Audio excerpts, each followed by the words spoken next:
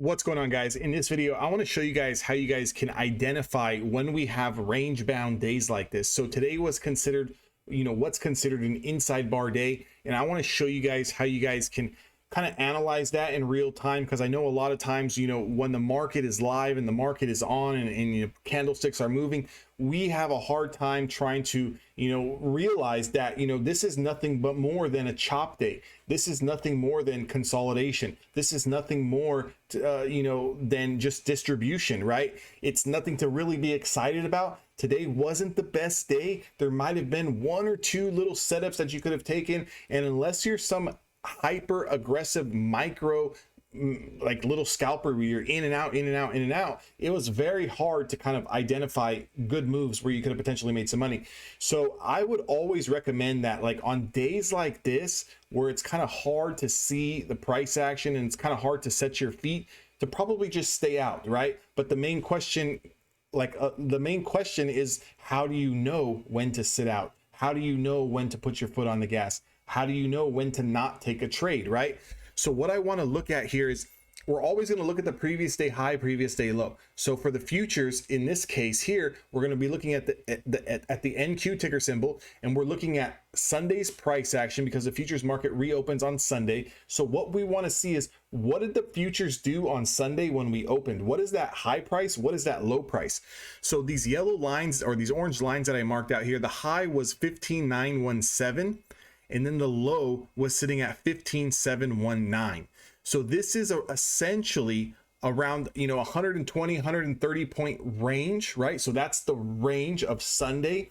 In order for the market to go higher, okay, and even if you're trading stocks in the NASDAQ 100, like Nvidia or Apple or anything, if you want those stocks to go higher, we need to break the previous day's high. That's how stocks are going to move higher. Now, stocks are going to go up and down, but it doesn't really mean that they're going higher or going lower, right? So what I want to kind of point out here is that one thing that we would be looking at is, as soon as you start to see that we're not breaking the previous day high, we're not really breaking the previous day low, automatically light bulb needs to go off and tell yourself inside bar day, inside bar day, inside bar day, until we break one of these levels. And I was kind of telling the guys in my Discord this morning, until we break the highs or the lows, there's really no moves, right? A lot of moves are getting confirmed, and then they're kind of just like trickling out, and then they're getting stopped out, or not a good day to be trading, right? So if we kind of zoom into today's price action, okay, so if we zoom in, here's the opening price here.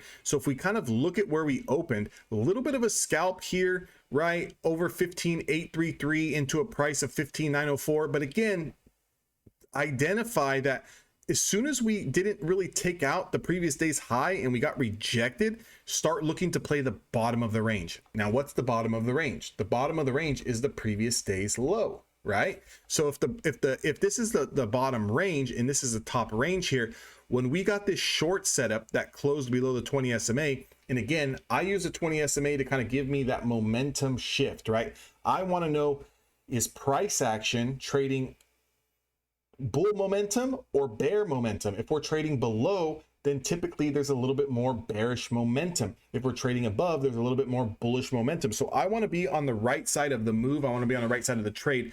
I'm definitely not going to be long when we're trading, below the 20 SMA, and I'm not going to be short when we're trading vice versa, right?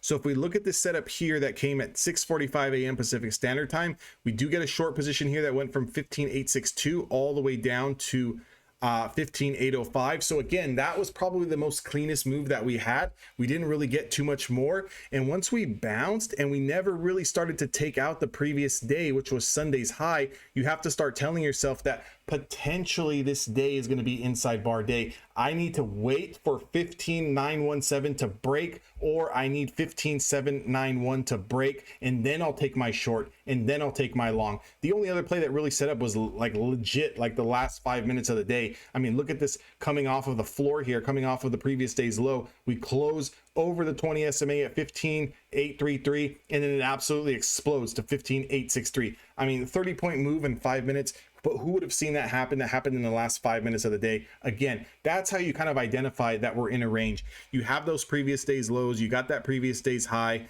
and then you're kind of just looking. If we're still in that range, we're within the inside bar range of the previous trading day. So until we break down or we break out, the market or the stock or whatever you're looking at, it's not really going to go any higher. So then that's when you have to start identifying, I need to be buying at the bottom demand, and I need to be selling in the middle, and then I need to be selling closer to the top of the supply, and then taking profits in the middle, and then doing it vice versa. Or identify that we haven't broken the range and just sit on your hands, wait for tomorrow, because when we do get the break, you're going to make money. So again, don't force trades on a day like today. Don't be hesitant, to kind of like sit out.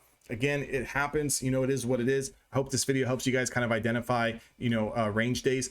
But again, if you guys want to learn a little bit more on my strategy or trade with me or join the team, definitely go to evolutiontraders.com, join the Discord. See you guys all on the inside.